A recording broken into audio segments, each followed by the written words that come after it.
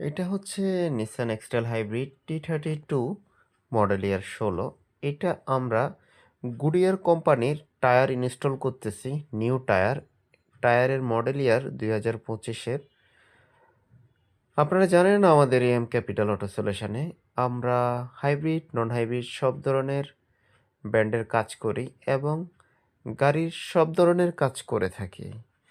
সেই সাথে আমাদের কাছে পাবেন জাপানি recondition engine with gearbox, hybrid battery, brake booster, ABS module, Toyota এবং নিসান।